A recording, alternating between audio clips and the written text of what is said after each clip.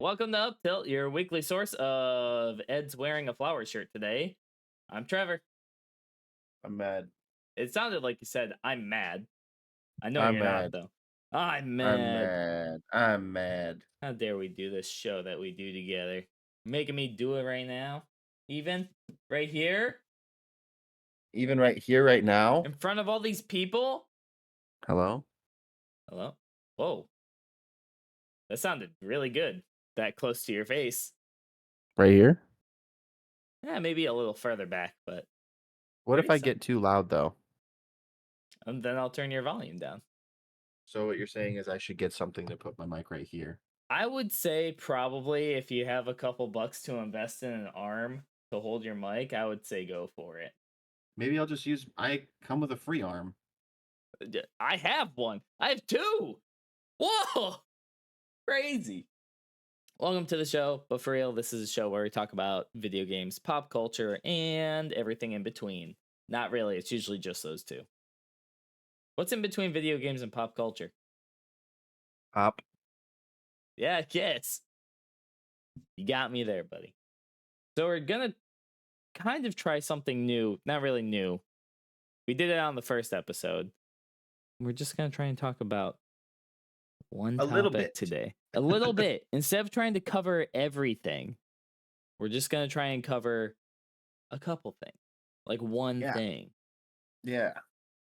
And I hope that it works. We're still, don't worry, we're keeping Trev's Indie Corner here. That's here to stay. We have approval from the guy up top. That's Ed.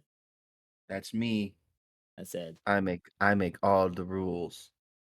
You make at least half of the rules. I make all half of the rules. All half of them. What you got for me today, Trevor? Well, kind of wanted to chat about the state of indie games, kind of the rise and not quite yet fall of indie games. I don't think there's gonna be a fall. No, God, I hope there's not, because indie games have done a lot for the industry, especially like indie developers, not just the games specifically. You're such an indie fan. Stand up for the little man, you know, You're the the little indie. game. I'm looking at my Steam library and I'm seeing how many indie games I own. Quite a bit. Yeah. So I mean, Usually I buy an indie game per your recommendation. yeah, that's what I'm here for. That's what I do. Hey, where'd you go? I was sneezing. Oh, okay. I didn't want you to see it. You told me about it, so now I'm imagining it. Wow. Wow, It Ed. looks Yeah, like the good thing you hospital covered girl. up. Wow, that was gross. That was nasty. That was a nasty sneeze. But yeah, I just feel that over the years, I think larger studios have kind of lost touch with like the gamer base a little Yeah. bit. And like $70 games, for example. Have I bought one or two? Yeah. Do I think that's right? Absolutely not. I know it's a I piece of art, mean, but if you're selling millions of copies, AAA games have been 60 for so long. I really don't see the $10 jump in price to be that big of a deal. well, I mean, that's the thing though, is like if they do it over time, where do you start to draw the line?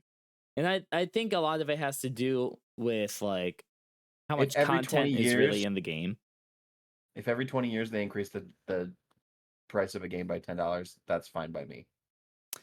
It depends on what company and how good the game is, because if it ends up being a flop and I'm paying like $70 for it, I think that's ridiculous. And maybe that's on me for not doing my research to see if it was going to be a good game. But I don't know. Like AAA studios is what bothers me, because it always just feels greedy.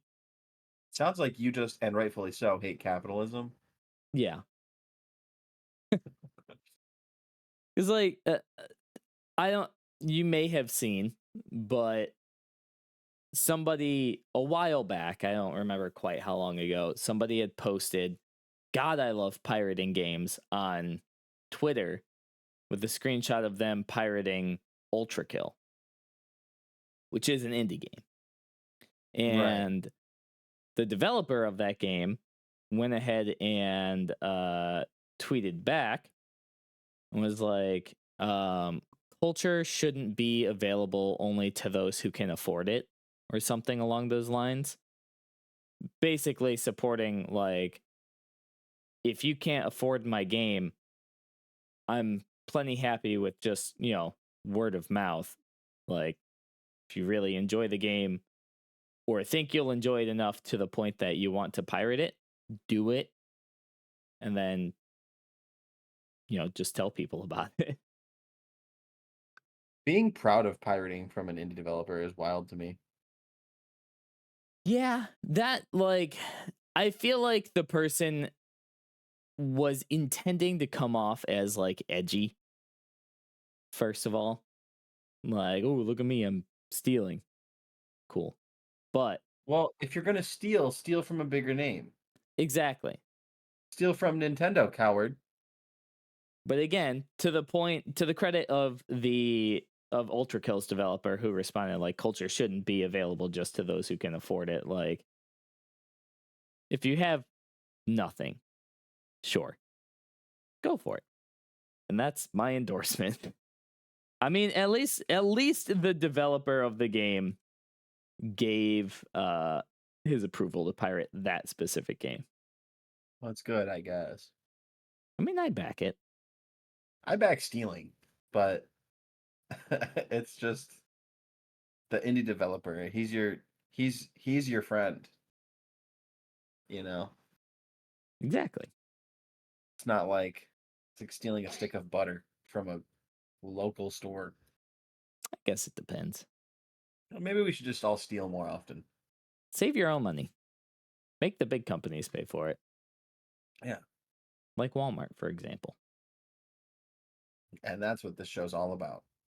Anti-capitalism. No, but I mean, like, when do you feel like indie games really started to get a foothold in the gaming industry? Mm, probably when PCs became more popular, because like I remember playing Terraria in like 2010. Yeah. That game has gone through a lot. It definitely started as something very small. I don't know what constitutes it to be an indie game. Um. Because Terraria is $10, right? Yeah. 20 bucks. I guess it would. It's more dependent on, like, the developer, because, like, I don't know, if it's like a small, like, cute $10 game, but still put out by, like, EA, Yeah, like, let's do it, that. yeah, that doesn't count. Well, I guess, like, let's figure that out first. What defines an indie game? It's definitely the size of the publisher, Was it the publisher or the developer? I feel like it's got to be the developer because developer. yeah, because I was gonna say, like, the publisher is just like who promotes it after it's already made, right? Like, that's kind of how that works. Hmm. Oh wow, thanks Google. Indie game stands for independent video game. Yeah, Doesn't it mean they don't have a publisher? that I am unsure of. So we can find that Because out it's together. independent. Let's see.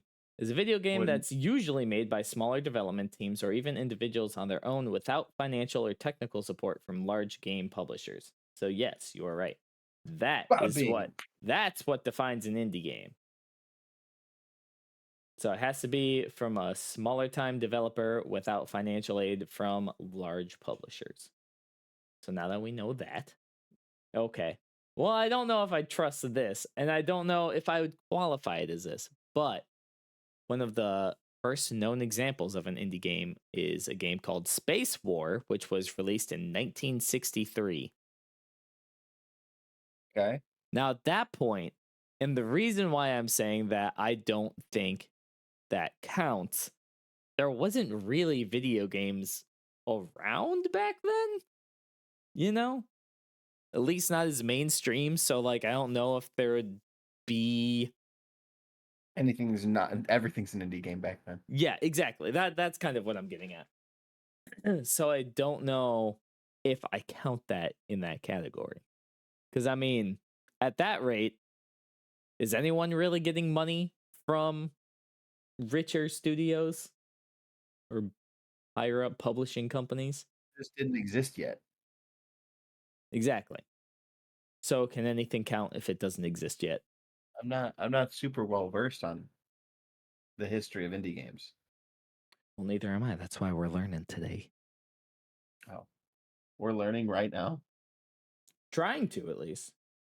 Well, currently I'm looking at a list of indie game developers. And I gotta say, these are all quite indie because I don't know any of them. What about Super Giant? No, I haven't heard of those guys.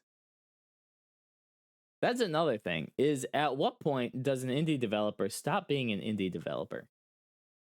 I mean, if it just means they didn't use a publisher, then they can be as big as they want. That's fair. Small indie company like Riot Games, right? Does that count? Does Riot Games count? I don't think so. I definitely wouldn't call that an indie game by any means at this rate. I mean, they have a lot of marketing. They do have a lot of marketing and a lot of money. Oh, what's like? I feel like I can look at a game and just be like, that looks indie as heck. Right? Like there's just like a certain look and feel to it. I was reading they League of Legends did technically start as an indie game. I mean, I guess. Starting and where it's at now. Yeah, starting where it's at now, it does not seem that way. But I do know like it started as a mod in a different game. And then it spiraled from there because the mod was insanely popular. And that turned into a multi-million dollar, billion dollar. Probably million. How much money is League of Legends? It's free. That's what they're gonna say. No, because it's gonna assume worth almost $2 billion. That's a lot of money. Hmm. Hmm. So I'm trying to think of like what I would consider to be an indie game. Minecraft. Minecraft, great game.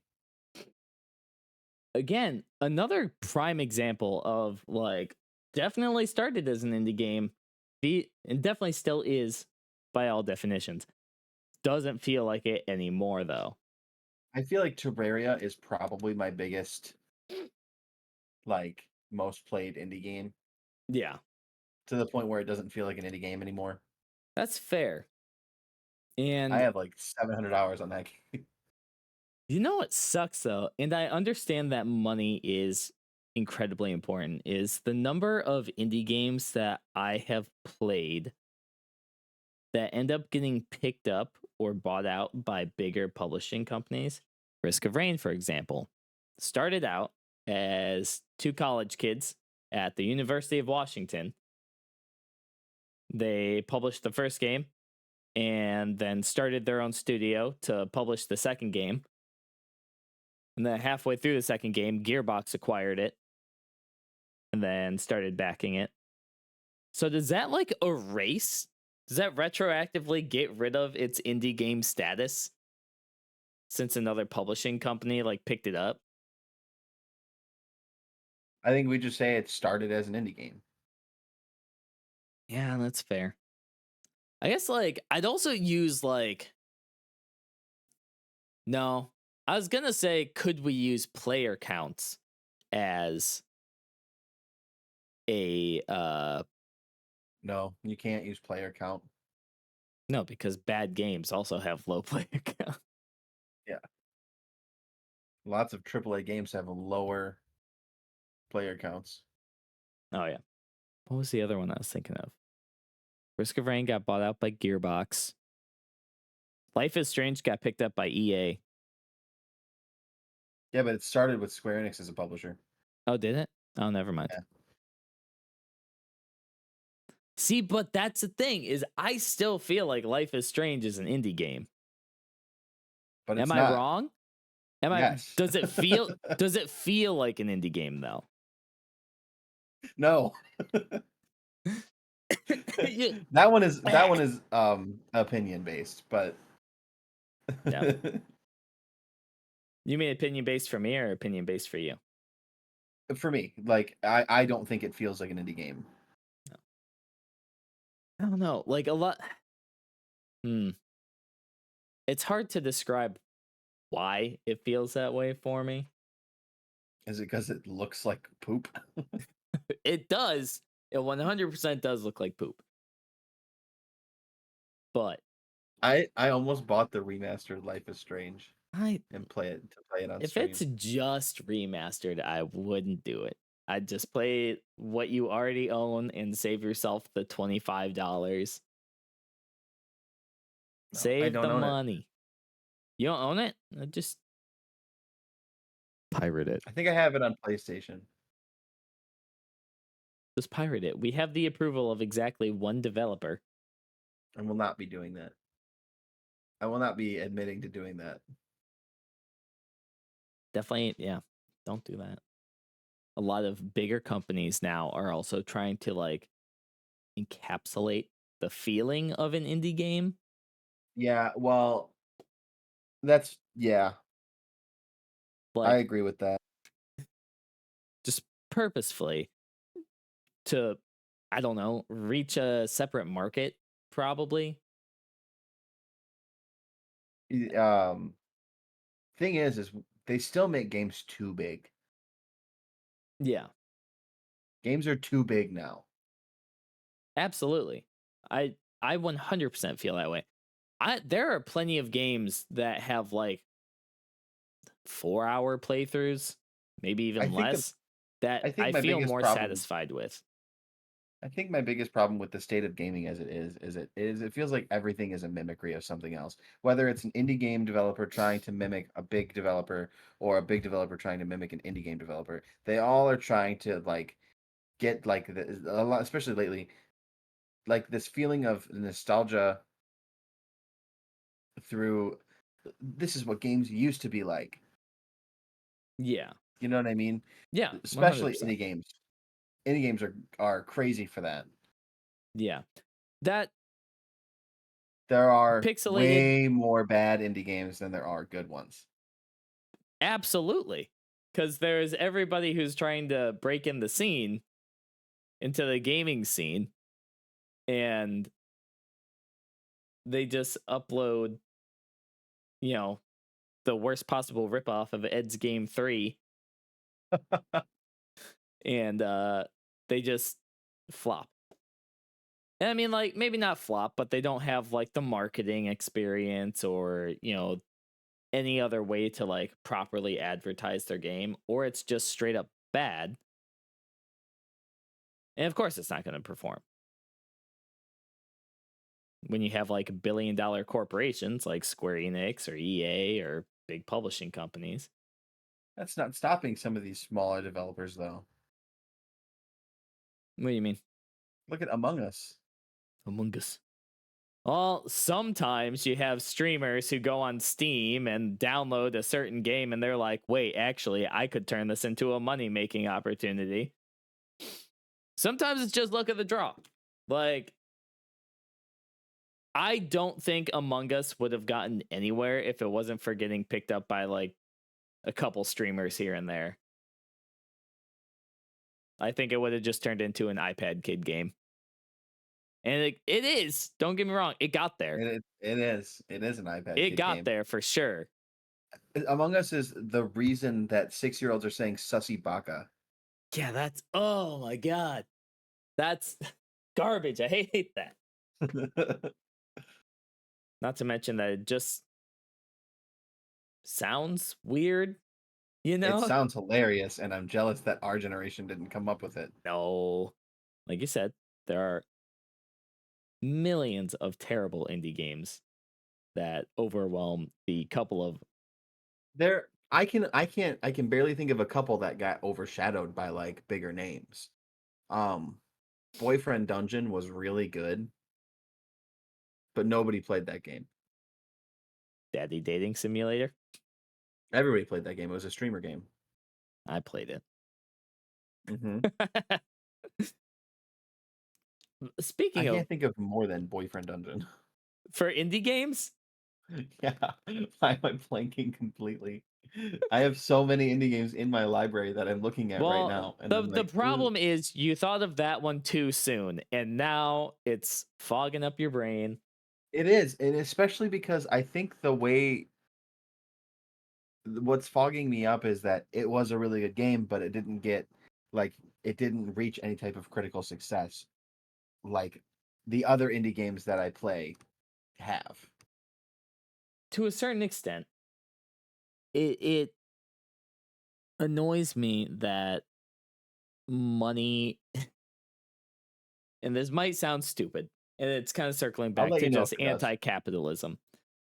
It's so dumb to me how gatekeepy money is.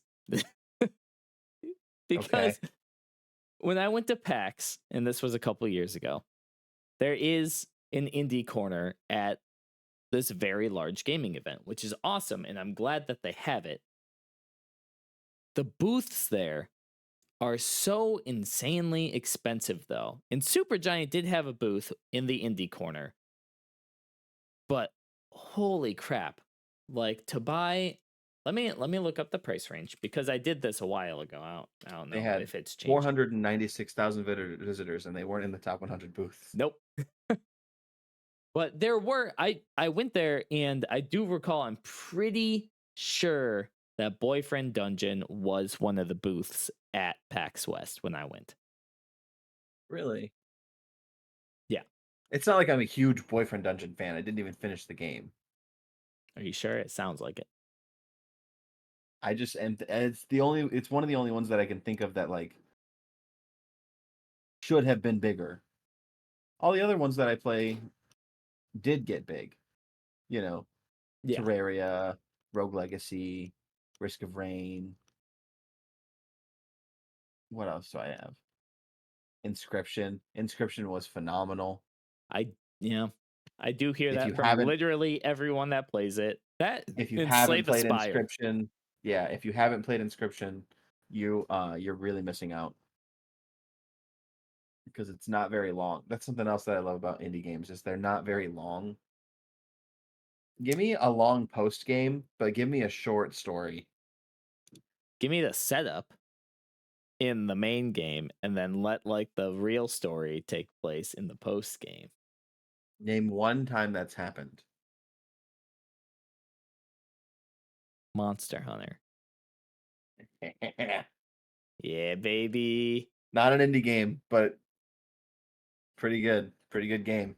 Um okay, so I guess after doing a quick Google search, prices vary wildly based on the convention. But it can range anywhere from $150 per square foot per day to a couple $1,000s flat per day. If you're a couple people working on a game in your garage, hoping to hit it big, you're probably going to have a hard time paying for a booth at a convention. Let's be real Unless though. you're Who also works rich. in their garage? Yeah, right? Like, how did Apple computers start in their garage? Like, what were you doing in your garage? I would have just done it in my basement, you know, like Right? Or your bedroom, even, depending on the size of the bedroom. I don't know. yeah. Just How feels much weird. space did you really need that you needed to take it to the garage? Oh, how do indie games make it big? Like Supergiant. They're At this rate, like they are pretty super giant in the indie game realm, you know? I'm trying to figure out how they got so popular. I know Hades was like their breakout success, but Yeah, like it's Hades not did like really well. Bastion. It's not like Bastion was bad. Bastion was No, big. It was on bet Xbox yeah, 360's like Bastion Transistor did a pretty solid job as a follow-up too. And they both had like I remember hearing about Bastion quite a bit not long after it came out. I felt like, and maybe I was just getting targeted ads already at that point, but it's um gotta be a lot of word of mouth. yeah, definitely. But I do remember, I think a lot of it was like the storytelling too, is like a massive part. And I think that goes a long way for most indie games too. I think like there needs to be a good story to structure the game. Yeah, that or like my problem is a lot of like unique art design is getting mimicked, Mhm. and I hate that because I want to celebrate everyone's art design, but at the same time, It all when it's looks copied. identical, yeah, when it's all, it's a shame. Yeah, it's hard. It's not necessarily hard to be supportive, but it's hard to look at something and be like, this is really original when half of the stuff looks or feels copied. I guess it's just an art style, but You know, everything is using the same art style lately, so I it's want like to Pixar. I can't stand Pixar, man. Pixar. Yeah, Okay. Yeah, I Pixar. no, I thought you said pixel art at first. So Oh I no, needed to Pixar. enunciate and say, hey, wait, is like Pixar maybe short for like pixel art? No, Uh, but I needed to enunciate to make sure because I was just about to spin off into I'm sick and tired of pixel art, 8-bit games. I understand that you're going for a certain look, but it starts to get really annoying when I'm scrolling through Steam and I see like these sick anime intros for indie games that are completely animated and then it cuts to gameplay and it's like little 8-bit with Tetris music in the background and I'm like, "No. This is not how you hooked me in here." Like that's don't crazy because you played a whole bunch of Vampire Survivors. I did, but that is it's not like 8-bit pixel art. Like it's a little more, it's 16-bit, Ed. 16-bit is superior. There are 8 It's more bits. double the bits. Double the bits. But do you feel me? Like I really am like I'm tired of getting gaslit by indie games with those kinds of intros or like it's no different than like a cinematic trailer for a game that has like PS1 graphics, you know? Pixel art is getting overused, I guess. But for the people that like pixel art, that's That's cool. And everyone has their own taste. I get that and I support my that. problem is a lot of the pixel art that's coming out is not good and is objectively not as good as like when they say take it back to like the classic game era of 8 and 16-bit games. Those games looked really good with 8 and 16-bit graphics. You Yeah. just you're just dumbing down like modern hardware. Yeah. Even like, I gotta say, even classic Mario looked really good. Mhm. Like, they did that really well. Good sprite work is really good. Yeah. Look at all the old Final Fantasies and like Star Ocean and Very detailed. Incredibly detailed, given, Castlevania. yeah, that too. All these indie games All these indie games. You're like right. Mario. So indie. It's a small indie game. You probably never heard about it. Super Mario, Brothers. brother. How did we get here? We were talking about what makes an indie game blow up. Yeah, we were talking about Hades. I feel like Hades was a right place, right time kind of thing. I'm actually gonna disagree Okay. because most things in the market follow a trend. If it's not zombies, it's vampires. If it's not vampires, it's, you know what I mean? Like, there's a ton of things coming out with one central theme at once. There's DLC for big games, and they're bringing vampires. You know what I'm talking about? Yeah, There's not a lot of media that uses mythology, and there wasn't a lot of media around the time of Hades' release that was using mythology. I God of I think War, that it was God of God of War. War didn't come out when Hades came out. There's a I'm lot talking of about God of War games. like V Rising and Vampire Survivors. Yeah, no, definitely. I more so meant There's always an insurgence of like a specific type of game or a central theme okay. I in the was more market. so There's market talking trends. like, well, yeah, that's what I'm saying with the right place, right time. Like they put the Krabby Patty secret formula in there and then dropped it at the right time. That's not. I feel like Hades is like a jellyfish jelly patty. Jellyfish jelly patty. Yeah, because nobody else was putting jam on their hamburgers. Hey, all you people.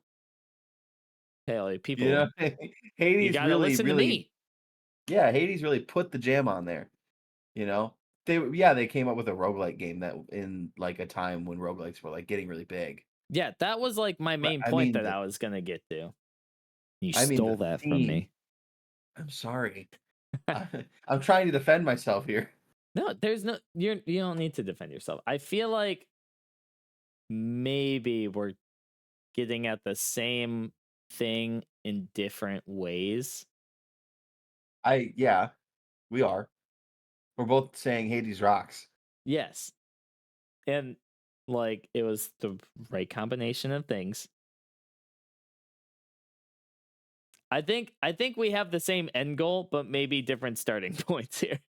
I don't think that it was a right time, right place kind of thing. I think it was an anomaly, and it just happened to work out for them, Yeah. or it was just that good. Oh yeah. No, it's a fantastic game. The artwork in that is phenomenal. They have The amount um of work for the voice lines. yes, that was exactly what I was getting at. They have an insane amount of dialogue lines in that game.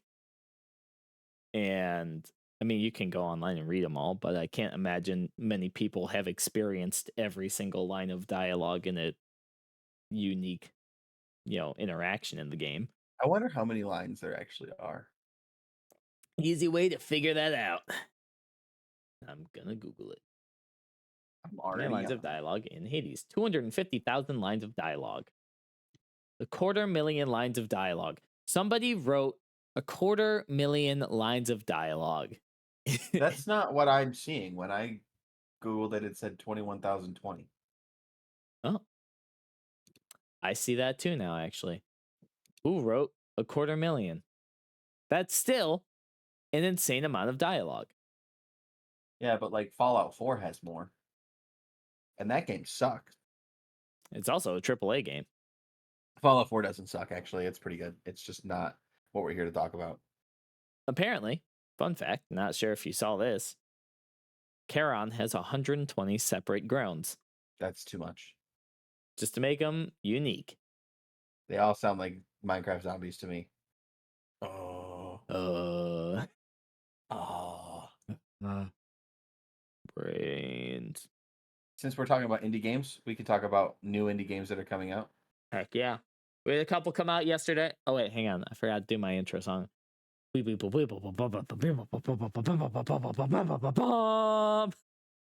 we can get Josh to do two songs for us. Wait, can we run that back? Can I try one more time? Yeah, go ahead. Boop, boop, I'm here for boop, you. boop, boop, boop, boop, boop, boop. Is that better? Um, I'd have to hear them side by side. Okay, here's the first one again. Please No, I'm don't. not gonna do that. We had a couple games come out yesterday. I realized holding a show on a Tuesday, but talking about games that are released during this week, leaves us with at least 2 days where games could be dropped prior to the show. Anyways, we have Dyson Fold, which is currently on a 20% off sale for its release celebration. Look at that Uh, unique art style. classic, right? I don't know. I feel like that's more unique than some games I've seen recently. Sure, if you say so. Anyways, Dyson Fold is a dungeon crawling card battler that looks, I would say, vaguely reminiscent of Balatro, but with a fantasy twist on it. What are you doing? I'm just I was mewing. Don't do that. It was because you used another indie game to describe that indie game right after we went 30 minutes of saying everything's a mimicry. Yes and no. So I was like, mm, mm. But yeah, it is. I mean, it's a card battler. Like how I still think it looks like a fun game. It does look like a fun Card game. It's just no battlers. Yu-Gi-Oh. You say it's just Yu-Gi-Oh? It's just no Yu-Gi-Oh Oh, no Yu-Gi-Oh. Okay. But yeah, it's like solitaire and poker had a baby with a card battler with Yahtzee. with Yahtzee and D&D is the best way I can describe it. Yeah, it looks cute. That Build your was deck and kill monsters. yeah. That was released yesterday, and that was what's the date yesterday? The 24th. So, in that 20% off sale runs until July 8th. This show is not sponsored. Yeah, but it's only $10. So if it looks good for you, you should just buy it. Ooh, buddy. Next one I got. It's Go a ahead. romance dating sim for pirates. Okay. It's called Anchored Hearts, A Tale of Destiny.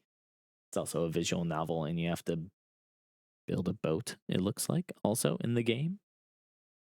Ooh, I actually do like the art in this. Right? Not It's like bad. Boyfriend Dungeon. It's like Boyfriend Dungeon, but pirates. And also, if you're familiar, some of the scenes look a little bit like Adventure Quest. They do. I was wondering why it looked familiar. They look like Adventure Quest. Right? That's what an indie game. But kind of love it. And apparently, Adventure Quest is still live and you can still play that online. Highly We support. actually not very long ago I was playing Dragon Fable or whatever. Oh, yeah. Remember? Dragon Fable, Dragon Quest, what's it called? Not Dragon Quest, that's a big one. I don't know. I Dragon only Fable. played I Adventure played it. Quest. I streamed it to you. Oh, that's right. Yep. Okay. And I almost I spent do money remember. on it. Almost. Don't do that. That Really close. before I continue down the list of Trev's Indie Corner, I just want to say when I was a child playing Adventure Quest online, I would get so wrapped up into it. And then you'd like go to the special areas like the castle where you would get introduced to like the vampire clan. And then they'd do this whole monologue intro with one of the vampires. And I was like, this is so sick. I can't wait to play this section. And then it'd be like, pay For $90 now for to paying members only. yeah, paying members only. And I was like, I don't trust Adventure Quest's website enough to give it my credit or my parents' credit card information. I'm actually pretty sure that it was probably a lot cheaper than we thought it was. Probably. And I started I this show by complaining about $70 games. Like, I'm sure it I was I probably bet cheaper. I bet the Dragon Heart or whatever was only $10. Probably. But still. I spent my That parents' money was on Gaia Online. oh gross. What do you mean, gross? All right. I was a fat guy. You know, it's where we thrive, where we're anime characters. All right, moving on. Trev's Indie Corner, game number 3. Until then, another visual novel. Listen, man, I know you called me out for my visual novels last week, but Yeah, look at this pixel art. that's fair. It's good spriting. It's good It's spriting. good Got spriting. good animations. Much better spriting. That's not quite Pictures the look pixel. unique. Yeah, I was gonna say that's not quite the pixel art that I was complaining about earlier. I'm discovering right now that I might have a lot of hypocritic beliefs when it comes to video games. There is pixel art that can be done right, but we already discussed that. I think you might be biased. Towards or against? I think you might actually like the games more than you care about the art style and stuff. So just a good game is a good game. Is that what you're saying? I feel like that's I don't think you're hypocritical. I do think it's funny that you're like, here's this game that looks like this other indie game, and then also here's this pixel art game. Yeah, that's fair. But look at the last card on Until Then. Like that's solid, like good sprite work. Looks strong. Looks drawn Just looks strong. with pixels.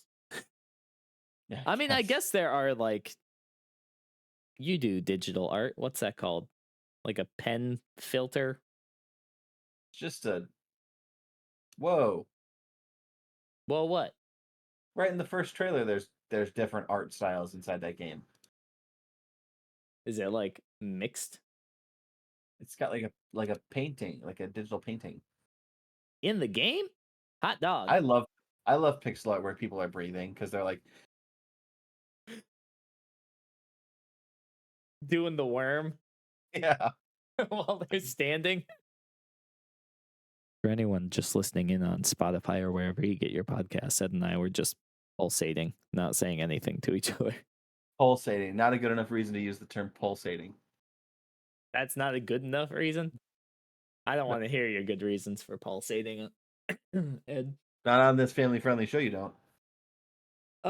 Anyways, the quick description about Until Then, because all we did was talk about its pixel art, interactive fiction visual novel. If you're into visual novels, which I clearly am, since I bring up at least a couple every week on stream. Yeah. Uh, a fateful meeting sets off a chain reaction, upending Mark's life. People disappear and memories prove unreliable. Uncover a hidden truth with Mark and his friends in this narrative adventure. His name is Mark. Mark. Come on with a better name. Oh, hi, Mark. Oh, hi, Mark. Like, give me a more unique name. Name him like Emerson or something. Who knows? Okay, the fact that I know 3 Emersons. Is unique. You're the only one that knows more than one Emerson. Anyways, so the next one I have on my list is I have it here because I'm surprised that this game warranted a sequel, Okay. and I don't think it should have, personally. Okay. Okay. And it is A Little to the Left, subscript, Seeing Stars. And I'm more surprised that A Little to the Left got a sequel because it was a small indie, like, it has puzzle in the tags. I wouldn't even call it a puzzle, really. It was like, I was under the assumption that it was like a visual novel for people who, like, the story was people who are moving and you're helping like pack up and you're going through their life through objects that you are packing. It's just DLC for A Little to the Left. You're right. Thank you for clarifying that. That's my mistake. I guess if it's more puzzly, I don't know. It just, like, it does say casual in the description. It doesn't feel super puzzly to me, though. I think it's just supposed to be a cozy, like, chill game. That's fair. And I do like my cozy games. It's just like, me personally, I don't really see Well, did you a play it? lot going on here. No, I Curious. didn't, Would you show admittedly. off your most intuitive puzzles in your trailer, or would you save it for the gameplay? Well, that's a great question for the marketing team, because if you only show off stuff that doesn't look interesting or in depth. Is it going to hook people in? Probably not. Maybe. Do you want to spoil the game? Also, not really. Don't hire me to be your marketer person because I just said maybe. Maybe, I don't know. I don't know, maybe I just thought of this. All right, I got one more. And then we're out of here unless you have any other closing notes. Sure. Sure? Sure you do, Ed. Anyways, last one's called Ghost Boy. I think I've seen this one. That also released yesterday. Anyways, Ghost Boy is a like story driven tower defense game where you play as a dead kid. I bet there's more to it than that. There 100% is. Let me read the description so I don't undersell this. Would you return from death to help your loved ones through grief? Make No. fate turning. They can suffer and deal with it. Would you return from death to help your loved ones through grief? Make fate turning decisions, micromanage the family's relationships, and defeat the negative thoughts on tower defense levels. Watch out. Your job will be harder the more severe their mental disorder is. I'm sorry I chuckled during that last sentence. I was not expecting to read that. The term mental disorder. Yeah. I wonder if it was. I just thought that was like super aggressive for like in that last sentence for no reason. Actually, I wonder if that was a translation thing. It might have been. I like maybe their mental struggles. Wow, that's kind of. I'm watching the trailer while I was reading that, and that was hurts a little bit. Feels real. Cuts to the bone, you know. Oh, Ghost Boy looks so sad though. Like Life is Strange. No, not like Life is Strange. Oh. Ghost Boy does look so sad. That might be one I actually pick up. I'm probably gonna put that on my wish list. Just keep an eye on it. You're the one that brings them up. Listen, man. Not all of them. I don't put all of them on my list because it's like I want this game. Some of them I think look interesting, but maybe just not for me. Okay. Anyway, that will wrap up Trev's Indie Corner, and unless Ed has some other stuff to put on the table, that'll wrap it up for UpTilt for the week as well. Yeah, that'll wrap it up for the week, and eventually, follow us on YouTube, please. Subscribe on YouTube. Follow us on Spotify.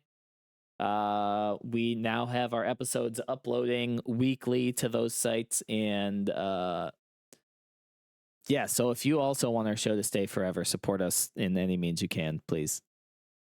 Like, comment, subscribe, do things, interact with us. That'd be great. Thanks to Josh Wilson, aka Summer School. Are we saying goodbye right now, Ed, as your hair falls out of your ponytail? Yes, I am ready to go. All right. Goodbye, everyone. Goodbye. Have a good week. Bye. See ya. Bye. Bye.